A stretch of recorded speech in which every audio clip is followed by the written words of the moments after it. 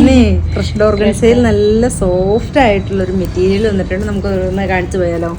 എല്ലാം നല്ല സോഫ്റ്റ് കളറും അതുപോലെ സോഫ്റ്റ് ആയിട്ടുള്ള മെറ്റീരിയലും അതുപോലെ തന്നെ നല്ല ബ്യൂട്ടിഫുൾ ആയിട്ടുള്ള കളേഴ്സ്. നമുക്ക് ഓരോന്നായിട്ട് കണ്ടുപോയാലോ?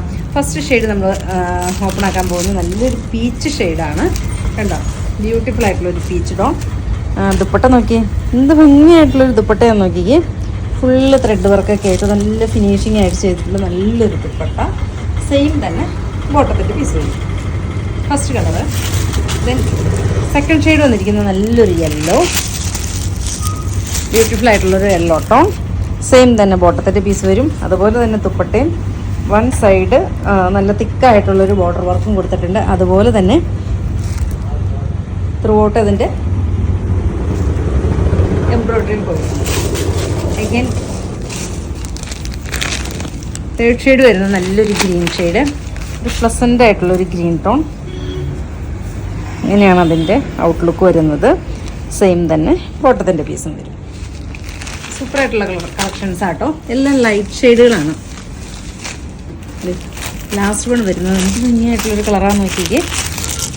എന്താ സെയിം തന്നെ ബോട്ടത്തിൻ്റെ പീസ് വരും. അതുപോലെ തന്നെ ദുപ്പട്ടൊക്കെ എന്ത് ഭംഗിയായിട്ടുള്ളൊരു കളറാന്ന് നോക്കിക്കുകയും ബ്യൂട്ടിഫുൾ ആയിട്ടുള്ളൊരു കളർ. നെക്സ്റ്റ് പാറ്റേൺ നമ്മൾ വരുന്നത് കട്ട് വർക്ക് പാറ്റേണിലാണ് വരുന്നത്. കട്ട് വർക്കല്ല, അതിൻ്റെ ഒരു ത്രെഡ് വീവിങ് ആണ്. കട്ട് വർക്കിനെ പോലെ തന്നെ ഇരിക്കും. ഇങ്ങനെയാണ്. നല്ല ക്യൂട്ടായിട്ടുള്ളൊരു യെല്ലോയൊക്കെ പെട്ടെന്ന് സോൾഡ് ഔട്ട് ആണ് ഒരൈറ്റാട്ടോ. യെല്ലോയ്ക്ക് എന്ത് ഭംഗിയാണെന്നറിയാമോ? നല്ല ഭംഗിയായിട്ടുള്ളൊരു യെല്ലോ കേട്ടോ. ഒരു സൈഡിലൊരു സ്കാൽപ്പിംഗ് ഒക്കെ ആയിട്ട് ഫിനിഷിങ് ചെയ്തിട്ടുള്ള നല്ലൊരു യെല്ലോ.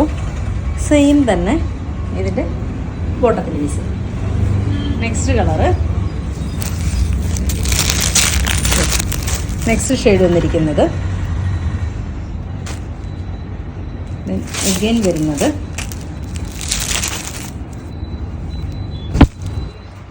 ഇത്രയും കളക്ഷൻസ് ആണ് ഇന്ന് കാണിക്കുന്നത്. ഇതിനകത്ത് ഏതെങ്കിലും ഇഷ്ടമാണെങ്കിൽ വാട്സപ്പിൽ പർച്ചേസ് ചെയ്യുക.